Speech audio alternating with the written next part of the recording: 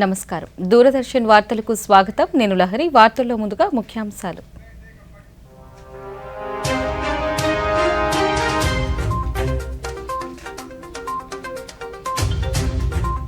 Africa దేశాల పర్యటనకు బయలుదేరి వెళ్లిన రాష్ట్రపతి అల్జీరియా, మౌరిటానియా, మలావీలలో పర్యటించనున్న ద్రౌపది ముర్ము. పీఎం గతిశక్తి పథకానికి 3 ఏళ్లు పూర్తి. దేశ ఆర్థిక అభివృద్ధిలో ఈ పథకం కీలక పాత్ర పోషిస్తోందన్న ప్రధానమంత్రి నరేంద్ర మోదీ.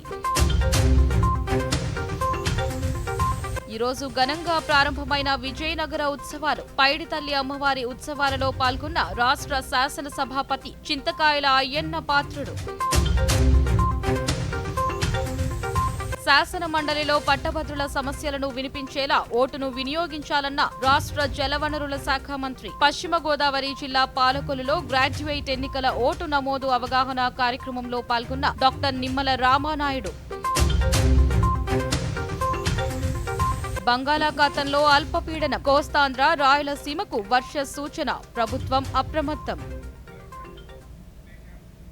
ఇక వార్తల్లోని వివరాలను చూద్దాం. రాష్ట్రపతి ద్రౌపది ముర్ము నేటి నుంచి ఈ నెల 19వ తేదీ వరకు 3 ఆఫ్రికా దేశాలలో పర్యటించనున్నారు. అల్జీరియా, మౌరిటానియా, మాలవీలలో పర్యటించనున్న రాష్ట్రపతి ఆయా దేశాల అధ్యక్షులతో భేటీ కానున్నారు.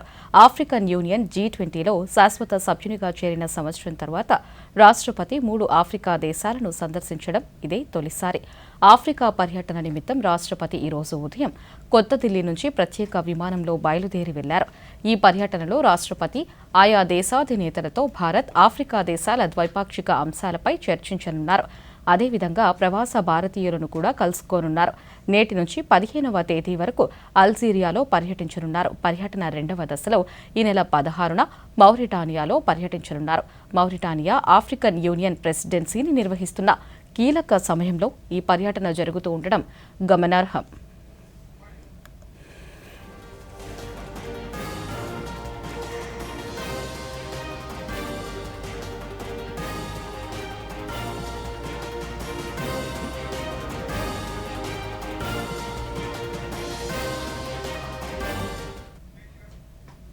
దేశంలో పారిశ్రామికీకరణకు, సృజనాత్మకత రంగానికి చోదక శక్తిగా నిలిచేలా కేంద్ర ప్రభుత్వం ప్రారంభించిన పీఎం గతిశక్తి పథకానికి నేటితో 3 ఏళ్లు పూర్తయ్యాయి. 2021 అక్టోబర్ 13న ప్రధానమంత్రి నరేంద్ర మోదీ పీఎం గతిశక్తి పథకాన్ని ప్రారంభించారు. ఔత్సాహిక పారిశ్రామికవేత్తలు ప్రారంభించడంతో పాటు సృజనాత్మకత రంగంలో మెరుగైన ఫలితాలు రాబట్టేలా పీఎం గతిశక్తి నిర్విరామంగా కృషి చేస్తుంది. ఈ నేపథ్యాన్ని పురస్కరించుకుని ప్రధానమంత్రి నరేంద్ర మోదీ హర్షం వ్యక్తం చేశారు. గత 3 ఏళ్లలో పీఎం గతిశక్తి ద్వారా దేశవ్యాప్తంగా అనేక మంది పారిశ్రామికవేత్తలుగా ఎదిగారని పేర్కొన్నారు. ప్రపంచవ్యాప్తంగా కూడా పీఎం గతిశక్తిపై చర్చించుకునేలా ఈ పథకాన్ని తీర్చిదిద్దినట్లు తెలిపారు. భారత పారిశ్రామిక రంగం అభివృద్ధితో పాటు ఆర్థికంగా కూడా భారత్ పుంజుకునేందుకు పీఎం గతిశక్తి బాటలు వేసిందన్నారు.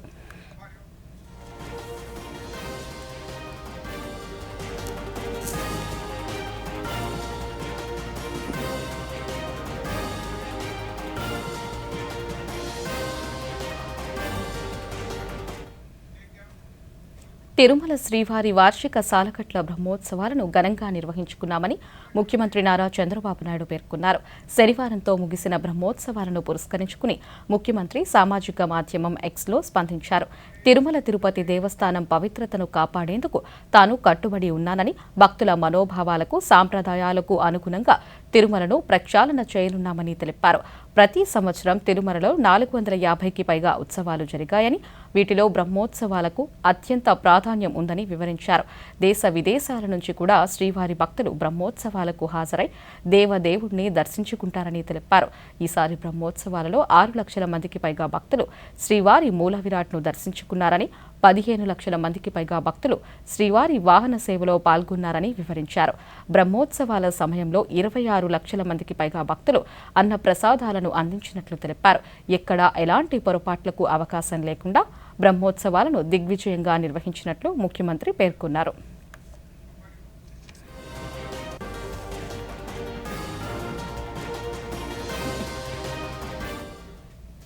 విజయవాడ ఇంద్రకీలాద్రిపై ఉన్న కనకదుర్గమ్మ ఆలయంలో దసరా శరన్నవరాత్రి వేడుకలను ఘనంగా నిర్వహించినట్లు ముఖ్యమంత్రి చంద్రబాబు నాయుడు పేర్కొన్నారు. శరన్నవరాత్రి వేడుకలు శనివారంతో ముగిశాయి. ఈ నేపథ్యంలో సామాజిక మాధ్యమం ఎక్స్లో ముఖ్యమంత్రి స్పందిస్తూ దసరా వేడుకలను విజయవంతంగా పూర్తి చేసినట్లు పేర్కొన్నారు. దసరా ఏర్పాట్లపై భక్తులు సంతృప్తి వ్యక్తం చేశారని తెలిపారు. దుర్గమ్మ ఆలయంలో సంప్రదాయాలను పాటిస్తూనే ప్రతిరోజు వచ్చే లక్షలాది మంది భక్తులకు సౌకర్యాలు కల్పించినట్లు చెప్పారు. భవిష్యత్తులో కూడా ఉత్సవాలు వైభవంగా నిర్వహించేలా చర్యలు చేపడతామని ముఖ్యమంత్రి వివరించారు.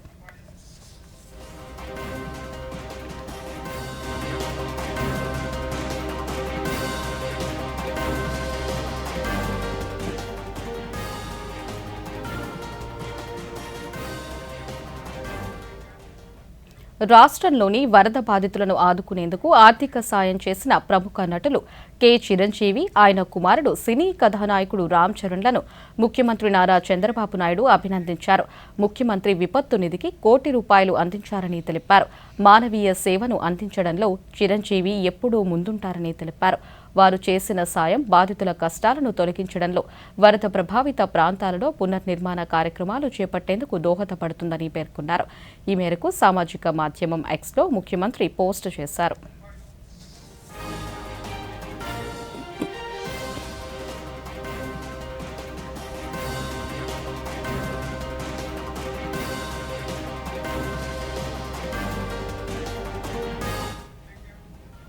రాష్ట్రంలోని గ్రామీణాభివృద్ధికి 15వ ఆర్థిక సంఘం నిధులను కేంద్ర ప్రభుత్వం విడుదల చేసింది. గ్రామీణాభివృద్ధికి ఇదొక గొప్ప ప్రోత్సాహమని పేర్కొంటూ ₹988 కోట్ల మొదటి విడత నిధులుగా విడుదల చేసింది. రాష్ట్రంలోని అర్హత గల 9 కార్పొరేషన్లు, 615 బ్లాక్ పంచాయతీలు, 2853 గ్రామ పంచాయతీలకు నిధులు కేటాయించారు. ఈ నిధులను వ్యవసాయ, గ్రామీణ గృహాలు, విద్య, పారిశుధ్యం వంటి స్థానిక అవసరాల కోసం పంచాయతీలు వినియోగించుకోవచ్చు.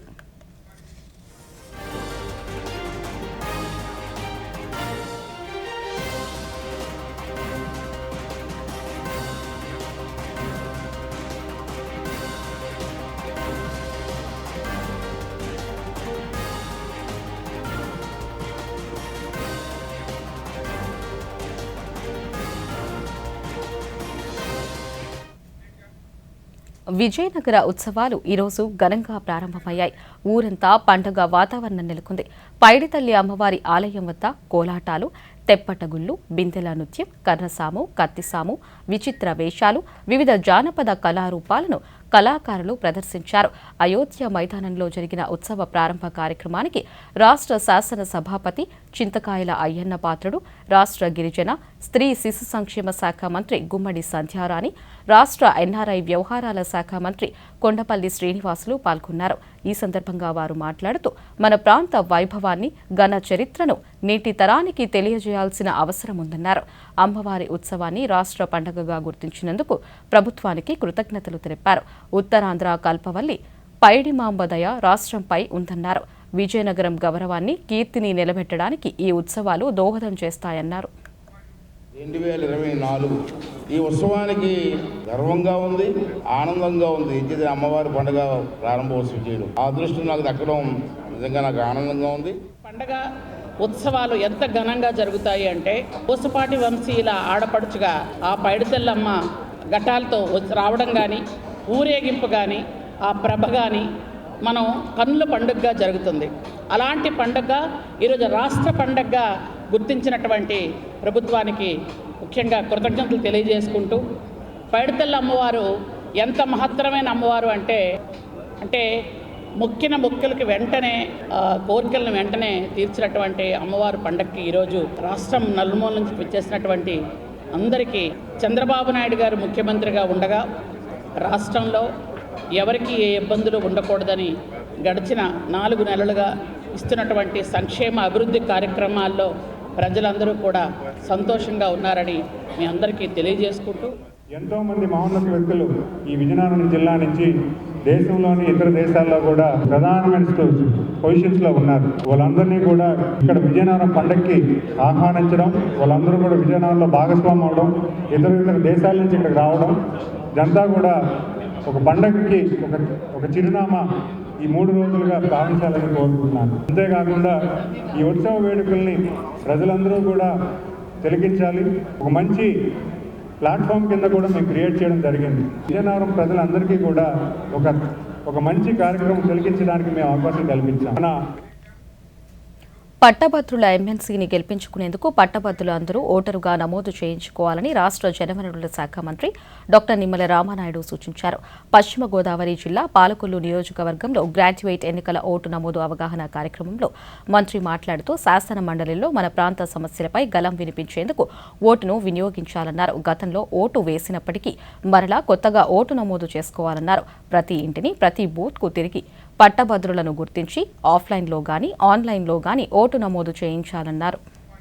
నవంబర్ 6వ తేదీ లోపుగా ఎమ్మెల్సీకి సంబంధించి మొత్తం వాటర్ లిస్ట్ అంతా కూడా మళ్ళీ రద్దు అయిపోయి మళ్ళీ కొత్తగా ప్రతి ఒక్కరూ కూడా ఓటర్గా నమోదు కావాలి. ఆ విషయాన్ని దయవించి అందరూ కూడా గుర్తుపెట్టుకోవాల్సిన అవసరం ఉంది. 20 రోజుల్లోనే మన ఎన్రోల్మెంట్ పూర్తి చేయాలి. ఎన్రోల్మెంట్ ఎవరైతే బాగా చేయగలుగుతామో మన తెలుగుదేశం, జనసేన, బీజేపీకి సంబంధించిన ఓట్స్ని ఎవరైతే మనం చేర్చగలుగుతామో తద్వారా మన విజయం అనేది తథ్యం. అంటే ఆ రకంగా ఓట్లుంటేనే మన అభ్యర్థి గెలుపుంటుంది. అంటే ఈజీగా అయ్యేటువంటి పనిని క్లిష్టతరం చేసుకోవద్దు ఎవరు కూడా దయవించి. అందులో కూడా పర్టికులర్గా ఏదైతే మన విలేజ్లో ఒక 50 ఓట్లు ఉంటాయి, 30 ఓట్లు ఉంటాయి, ఒక 100 మంది ఉంటారు గ్రాడ్యుయేట్. మనం ఎన్రోల్మెంట్ చేయించగలిగితే మన రేపు విజయం అనేది ఒక నల్లేరు. ప్రపంచ తపాలా దినోత్సవం సందర్భంగా గుంటూరులో నిర్వహించిన జాతీయ తపాలా వారోత్సవాలు నేటితో ముగిశాయి. ఈ సందర్భంగా ఇండియా పోస్ట్ రన్ 2024 పేరుతో నిర్వహించిన కార్యక్రమాన్ని గుంటూరు ఎస్పీ సతీష్ కుమార్ ప్రారంభించారు.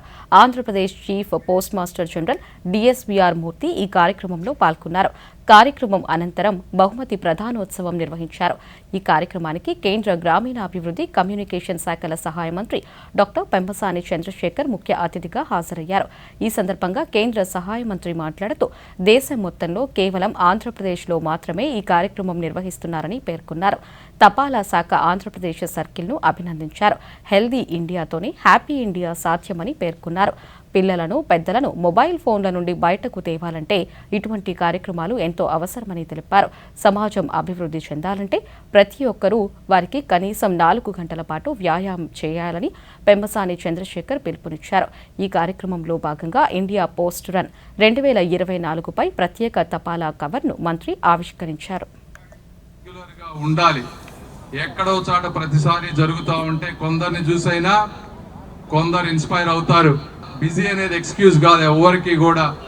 ఇలాంటి యాక్టివిటీస్ వల్ల మనకి తెలియకుండానే ఎంతో మంది ఇన్స్పైర్ అవుతూ ఉంటారు. ఫిట్నెస్ అనేది బాడీకి మాత్రమే సంబంధించిన విషయం కాదు, మైండ్కి సంబంధించిన విషయం, స్పిరిట్కి సంబంధించిన విషయం, మన ఫ్యూచర్కి సంబంధించినటువంటి విషయం. డైలీ ఫిట్నెస్ చేసేవాళ్ళు షార్ప్గా ఆలోచించగలుగుతారు, స్ట్రెస్ని బెటర్గా హ్యాండిల్ చేయగలుగుతారు. అదేవిధంగా ఛాలెంజెస్ వచ్చినప్పుడు ఎక్కువ ఎనర్జీ తోటి, ఎక్కువ ఫోకస్ తోటి వాటిని సాల్వ్ చేసుకోగలుగుతారు. ప్రతి ఒక్కళ్ళు వారానికి కనీసం 3 రోజులైనా కనీసం అర్ధగంట సేపు అయినా ఫిట్నెస్తో ఉండాలని పోస్టల్ ఉద్యోగులందరికీ ఇంకొకసారి మనస్ఫూర్తి. రాష్ట్ర రాజధాని అమరావతిలో త్వరలోనే టెక్నాలజీ సెంటర్ను ఏర్పాటు చేయనున్నట్లు కేంద్ర గ్రామీణాభివృద్ధి కమ్యూనికేషన్ శాఖల సహాయ మంత్రి డాక్టర్ పెంబసాని చంద్రశేఖర్ తెలిపారు. ఈ టెక్నాలజీ సెంటర్ ఏర్పాటుకు సుమారు 250 కోట్ల రూపాయలను ఖర్చు చేయనున్నట్లు చెప్పారు. రాష్ట్ర అభివృద్ధికి కేంద్రం నుంచి నిధులు తీసుకువచ్చే విషయంలో ముఖ్యమంత్రి చంద్రబాబుతో పాటు రాష్ట్ర పార్లమెంటు సభ్యులు అందరూ చిత్తశుద్దితో కృషి చేస్తున్నారని తెలిపారు. గుంటూరు జిల్లాలోని ప్రతిపాడు నియోజకవర్గంలో 100 పడకల సదుపాయాలతో ఈఎస్ఐ ఆసుపత్రిని త్వరలోనే ఏర్పాటు చేయనున్నట్లు వివరించారు.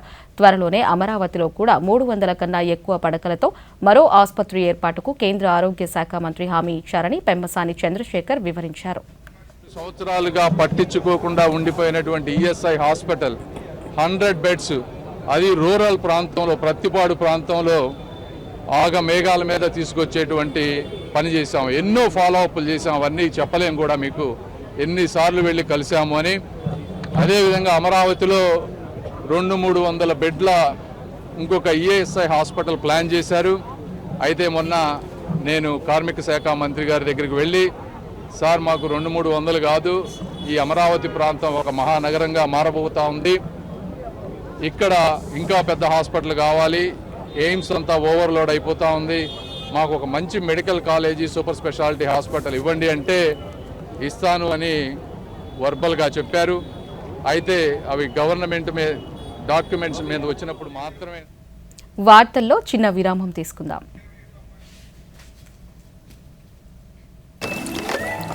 ఎంతకాలం అని ఇలా లైన్లో గడిపేస్తారు?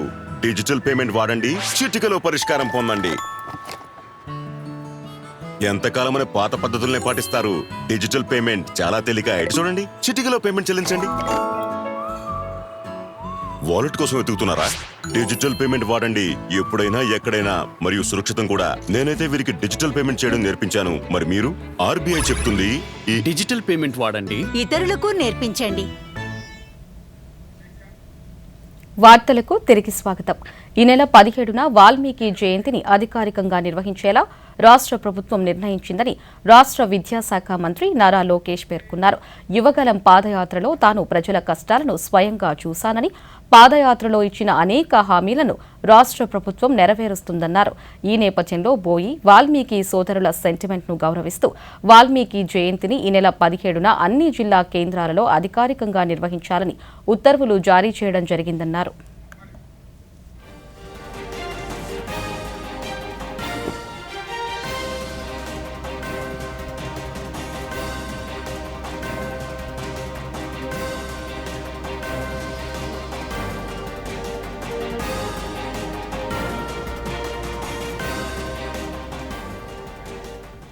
దసరా శరన్నవరాత్రుల సందర్భంగా విజయవాడ ఇంద్రకీలాద్రిపై కొలువై ఉన్న దుర్గమ్మను దర్శించుకోవడానికి భక్తులు తండోపతండాలుగా వస్తూనే ఉన్నారు. ఈ రోజు ఉదయం నుంచే భక్తులతో క్యూలైన్లు అన్నీ కిక్కిరిసిపోయాయి. దసరా ఉత్సవాలు శనివారంతో ముగిసినప్పటికీ రాష్ట్రంలోని వివిధ జిల్లాలతో పాటు దేశంలోని వివిధ రాష్ట్రాల నుంచి పెద్ద సంఖ్యలో భక్తులు విజయవాడకు తరలివచ్చారు. భక్తుల తాకిడి ఎక్కువగా ఉండడంతో ప్రత్యేకంగా క్యూలైన్లు ఏర్పాటు చేశారు. దసరా ఉత్సవాల కోసం ప్రభుత్వం చేసిన ఏర్పాట్లపై భక్తులు సంతృప్తి వ్యక్తం చేశారు. సాధారణ భక్తులతో పాటు భవానీ మాలధారులు వేలాదిగా తరలివచ్చారు. చిన్నపిల్లలు, వృద్ధులు సైతం అమ్మవారి దర్శనం కోసం క్యూలైన్లో వేచి ఉన్నారు. సాధ్యమైనంత వేగంగా అమ్మవారి దర్శనం కల్పించేందుకు అధికారులు ఏర్పాట్లు చేశారు.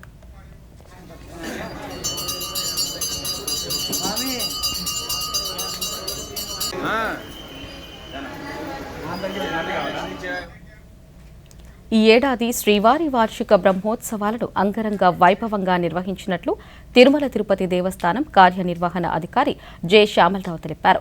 శ్రీవారి సేవలకు, భక్తుల సౌకర్యాలకు ఎలాంటి ఇబ్బంది లేకుండా చూసినట్లు చెప్పారు. భక్తుల సంరక్షణకు, వారికి అందించే సౌకర్యాలకు అధిక ప్రాధాన్యమిచ్చినట్లు తెలిపారు. ముఖ్యమంత్రి నారా చంద్రబాబు నాయుడు మార్గదర్శకత్వాన్ని అనుసరించి బ్రహ్మోత్సవాలను ఘనంగా నిర్వహించినట్లు చెప్పారు. భక్తుల సేవను భగవంతుని సేవగా భావించి నిర్వహించిన బ్రహ్మోత్సవాలు విజయవంతమైనట్లు తెలిపారు.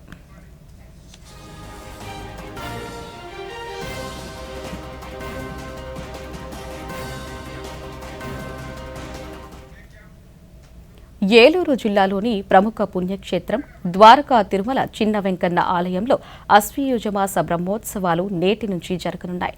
ఈ సందర్భంగా ఆలయ ప్రధాన అర్చకులు పి జగన్నాథాచార్యులు శనివారం మీడియాతో మాట్లాడుతూ ఈ నెల 20వ తేదీ వరకు బ్రహ్మోత్సవాలు నిర్వహించనున్నామని తెలిపారు. తొలి రోజు ఆదివారం స్వామి అమ్మవార్లను పెండ్లి కొడుకు, పెండ్లి కుమార్తెలుగా అలంకరించడంతో ఉత్సవాలు ప్రారంభమవుతాయన్నారు. 17న స్వామివారి తిరు కళ్యాణ మహోత్సవం జరుగుతుందని, 18న ద్వారకా తిరుమల పురవీధుల్లో స్వామివారి రథోత్సవం, 20న రాత్రి ద్వాదశ కోవెల ప్రదక్షిణలు, స్వామివారి పవలింపు సేవతో ఉత్సవాలు ముగియనున్నాయని చెప్పారు. ఇవి పూర్తవుతున్నాయి. శుద్ధ దశమి నుంచి బహుళ విధియ వరకు ప్రతి సంవత్సరము కూడా మనం ఆశ్వీజ మాసంలోనూ వైశాఖ మాసంలోనూ కూడా మనం బ్రహ్మోత్సవాలు నిర్వహించుకుంటున్నాం. ఈ నెల 13వ తారీఖున స్వామివారిని, అమ్మవారిని పెళ్లి కుమారుడిగా, పెళ్లి కుమార్తెలుగా అలంకారం చేసుకుని ఉత్సవాన్ని మనం కళ్యాణోత్సవాలను ప్రారంభించుకొని ఆ మరునాడు 14వ తారీఖున స్వామివారి ధ్వజ ఆరోహణ, ఆ మరునాడు 15వ తారీఖున ఉత్సవం, 16వ తారీఖు. విజయనగరంలో కొనసాగుతున్న పైడితల్లి అమ్మవారి జాతర ఉత్సవాల్లో రాష్ట్ర శాసనసభ స్పీకర్ అయ్యన్న పాత్రుడు పాల్గొన్నారు. ఉత్సవాల సందర్భంగా ఏర్పాటు చేసిన ర్యాలీని ప్రారంభించిన స్పీకర్ ఉత్సవ ఏర్పాట్లను పరిశీలించారు. అనంతరం ఉద్యాన శాఖ ఆధ్వర్యంలో ఏర్పాటు చేసిన వివిధ రకాల పుష్పజాతుల ప్రదర్శనను తిలకించారు. ఏటా జరిగే ఉత్సవాలకు పెద్ద సంఖ్యలో తరలివచ్చిన భక్తుల కోసం చేసిన ఏర్పాట్లపై ఆయన సంతృప్తి వ్యక్తం చేశారు.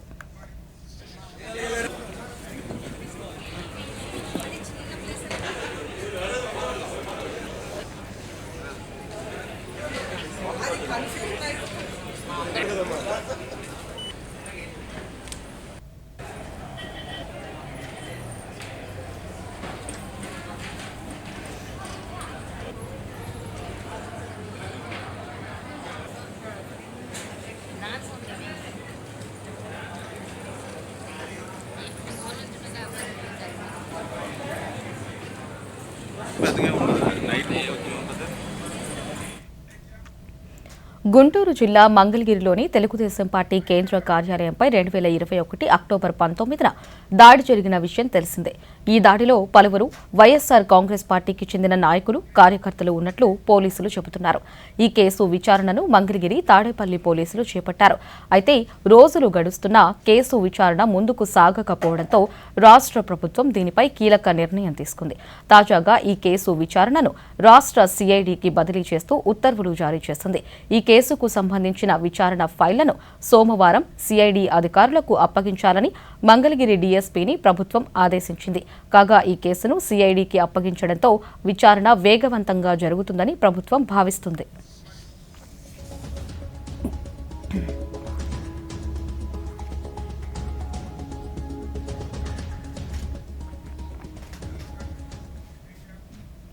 రాష్ట్రంలో కార్ స్పోర్ట్స్ ను ఏర్పాటు చేసే దిశగా చర్యలు తీసుకుంటున్నామని, అమరావతికి సమీపంలో రేసింగ్ గ్రౌండ్లను ఏర్పాటు చేసే సదుద్దేశంతో రాష్ట్రానికి రావడం జరిగిందని Indian car sports president Arindam Ghosh పేర్కొన్నారు.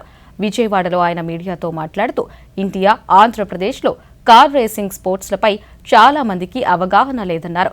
కార్ స్పోర్ట్స్ రేస్లో ప్రభుత్వ ఖర్చులతో యువతకు శిక్షణ ఇప్పించేలా చర్యలు తీసుకుంటున్నామన్నారు. There are so many things, First of all, we need to connect with each and every state, and the people want to ask them how can we take the sport up, especially pan-India. It cannot be, centralized to some pockets. It has to grow. And to grow, we need to, spread out. So Andhra, I think, is a very big state and it has lots of potentials. It's quite unfortunate why nothing happened. This is why I'm here to look into the prospects. How can we? And we cannot go back. If you remember this Grand Prix which came to India, the F1, I think was your CM's vision 20 years back, if not mistaken. కష్టాలలో ఉన్నవారికి సహాయం చేయడంలో ఉన్న సంతృప్తి మరెందులోనూ లేదని Andhra bank విశ్రాంత ఉద్యోగులు అన్నారు. ఇటీవల విజయవాడలో సంభవించిన వరదల కారణంగా బ్యాంకు ఉద్యోగులు కూడా బాధితులుగా మారారు. ఈ నేపథ్యంలో ఆంధ్ర బ్యాంక్, యూనియన్ బ్యాంక్ విశ్రాంత ఉద్యోగుల సంఘం బాధితులను ఆదుకునేందుకు ముందుకు వచ్చింది. సుమారు 2 లక్షల రూపాయల నిత్యావసరాల కిట్లను బాధితులకు అందజేశారు. ఈ సందర్భంగా విశ్రాంత ఉద్యోగులు మాట్లాడుతూ ముఖ్యమంత్రి సహాయ నిధికి 2 లక్షల రూపాయల విరాళాన్ని అందించినట్లు తెలిపారు. వరద బాధితులకు తమ వంతు సహాయం చేసేందుకు విశ్రాంత ఉద్యోగులు ఎప్పుడూ ముందుంటారని పేర్కొన్నారు. We have collected our retired staff. We have collected around 6 lakhs of rupees, of which 2 lakhs we have given to Chief Minister's Relief Fund, and we are given 2 lakhs to our retired staff who were flood victims in Ajit Singh Nagar. They are also one of the retirees, so we thought it's a better we give it to the retirees also. Another 2 lakhs we are giving kits here. Each kit is containing one vessel, stainless steel vessel, 2 plates, dining plates, 2 glasses, 2 saris, 2 lungis, and otherwise 1 bed sheet for the old people. Andhra bank retirees association తరఫున ఈ బుడమేరు వరదల్లో ఈ ఏరియాలో బాగా అత్యంత నష్టం కలిగింది కాబట్టి రిటైరీస్ అసోసియేషన్ తరఫున 6 లక్షలు వసూలు చేసుకోవడం జరిగింది. 2 లక్షలు మన చీఫ్ మినిస్టర్ నారా చంద్రబాబు నాయుడు గారి సమక్షంలో చీఫ్ మినిస్టర్ రిలీఫ్ ఫండ్ కింద ఇవ్వడం జరిగింది. అలాగే 2 లక్షల రూపాయలు సుమారు ఇప్పుడు ఇచ్చిన డిస్ట్రిబ్యూషన్లు ఏంటంటే 2 చీరలు, లుంగి, గ్లాసులు, వాళ్ళకి సంబంధించిన రోజువారీ పాత్రలకు సంబంధించిన దుప్పట్లు ఇవన్నీ కలిపి. ఇండియన్ మేడ్ ఫారిన్ లిక్కర్ గరిష్ట ధరలను సవరిస్తూ రాష్ట్ర ప్రభుత్వం నిర్ణయం తీసుకుంది. ప్రస్తుతం ఉన్న ధరలపై అదనపు ప్రివిలేజ్ ఫీజును విధించింది. దీని ప్రకారం ఇండియన్ మేడ్ ఫారిన్ లిక్కర్ బాటిళ్ల ధరలు పెరగనున్నాయి. ఉదాహరణకు ఏదైనా లిక్కర్ బాటిల్ ధర ₹150.50 ఉంటే ఇక నుంచి దీనిని ₹160 చేయనున్నారు. అదేవిధంగా అన్ని రకాల ఇండియన్ మేడ్ ఫారిన్ లిక్కర్ ధరలను ప్రభుత్వం సవరించింది. సవరించిన ధరల ఆమోదం కోరుతూ రాష్ట్ర ఎక్సైజ్ శాఖ ముఖ్య కార్యదర్శి ముఖేష్ కుమార్ మీనా గవర్నర్ ఎస్ అబ్దుల్ నజీర్కు సంబంధిత పత్రాలను పంపించారు. గవర్నర్ అనుమతి రాగానే ధరలను అమల్లోకి తీసుకురానున్నారు.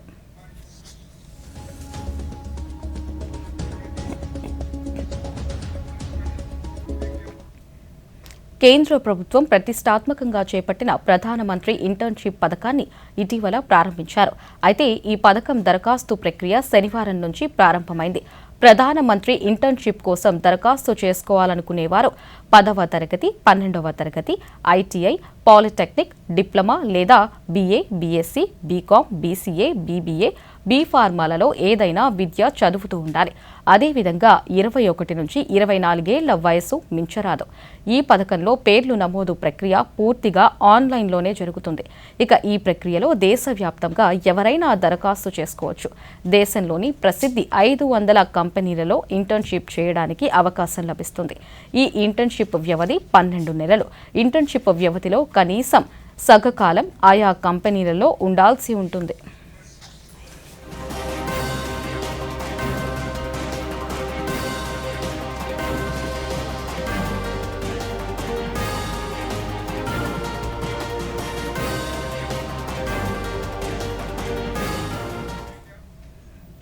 మహారాష్ట్రలోని మహాయుతి కూటమి మిత్రపక్షం Nationalist Congress Party NCP Ajit Pawar వర్గంలోని సీనియర్ నేత పూర్వ మంత్రి బాబా సిద్దికీ దారుణ హత్యకు గురయ్యారు.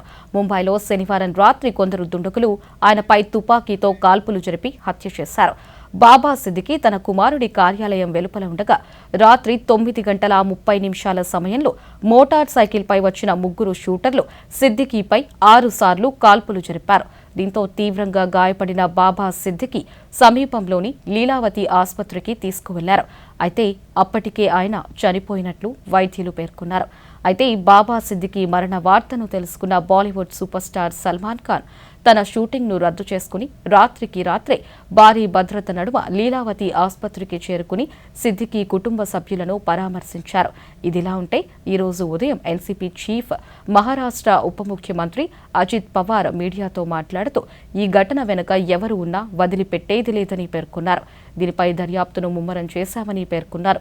తమకు ఉన్న సందేహాలను దర్యాప్తు అధికారులకు వివరించినట్లు వారు తెలిపారు. भी है, हमारे बाकी साथियों का भी है और जल्द से जल्द पता चलेगा कि एग्जैक्ट ये सब करने का कारण क्या है, किसने। టీమిండియా పూర్వ క్రికెటర్ అజయ్ జడేజాను జామ్నగర్ రాజకుటుంబానికి తదుపరి వారసుడిగా ప్రకటించారు. ఈ మేరకు ప్రస్తుత జామ్నగర్ మహారాజు శత్రుసల్వ సింహాజీ దిగ్విజయ్ సింహాజీ జడేజా శనివారం అధికారిక ప్రకటన విడుదల చేశారు. అజయ్ జడేజా తన కుటుంబ వారసత్వ సింహాసనాన్ని అధిష్టిస్తారని పేర్కొన్నారు. పాండవులు 14 సంవత్సరాల అజ్ఞాత జీవితాన్ని విజయవంతంగా పూర్తి చేసుకున్న అనంతరం విజయం సాధించిన రోజును దసరాగా నిర్వహిస్తున్నట్లు పేర్కొన్నారు. ఈ నేపథ్యంలో దసరా రోజు అజయ్ జడేజాను రాజకుటుంబానికి వారసుడిగా నవానగర్కు తదుపరి జామ్ సాహెబ్గా ప్రకటించనున్నామన్నారు. ఇది జామ్ సాగర్ ప్రజలకు గొప్ప వరమని నమ్ముతున్నట్లు తెలిపారు. కాగా ఒకప్పటి ప్రిన్స్లీ స్టేట్ నవానగర్నే ప్రస్తుతం జామ్నగర్గా పిలుస్తున్నారు. దేశంలో రాచరిక వ్యవస్థ అంతమైనప్పటికీ గుజరాత్లోని ఈ ప్రాంతంలో రాజకుటుంబ పాలన ఇంకా కొనసాగుతుంది.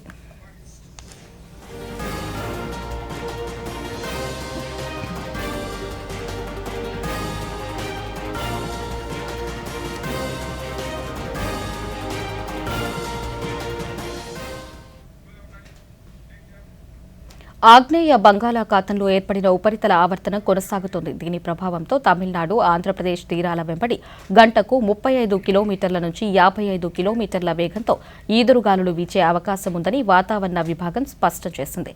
రేపటి నుంచి వరుసగా 3 రోజుల పాటు కోస్తాంధ్ర, రాయలసీమ జిల్లాలలో విస్తారంగా వర్షాలు కురుస్తాయని తెలిపింది. ఈ నేపథ్యంలో రాష్ట్ర ప్రభుత్వం అప్రమత్తమైంది. అన్ని జిల్లాల కలెక్టర్లు అప్రమత్తంగా ఉండాలని విపత్తుల నిర్వహణ శాఖ మంత్రి వంగలపూడి అనిత సూచించారు. ఎలాంటి విపత్తునైనా ఎదుర్కొనేందుకు పోలీసులు, విపత్తు నిర్వహణ శాఖ అధికారులు సిద్ధంగా ఉండాలన్నారు. కంట్రోల్ రూమ్, హెల్ప్ లైన్లను ఏర్పాటు చేయాలని అధికార యంత్రాంగానికి సూచించారు.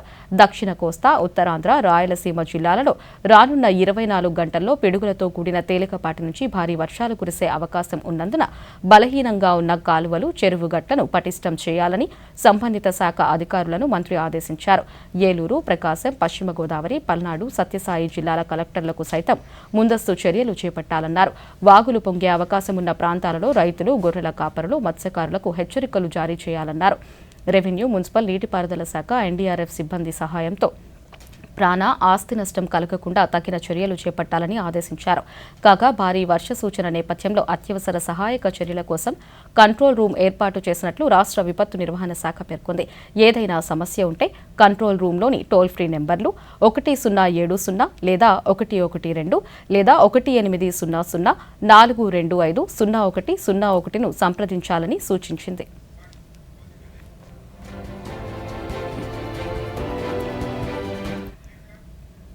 ఈ వార్తలు ఇంతటితో సమాప్తం. నమస్కారం.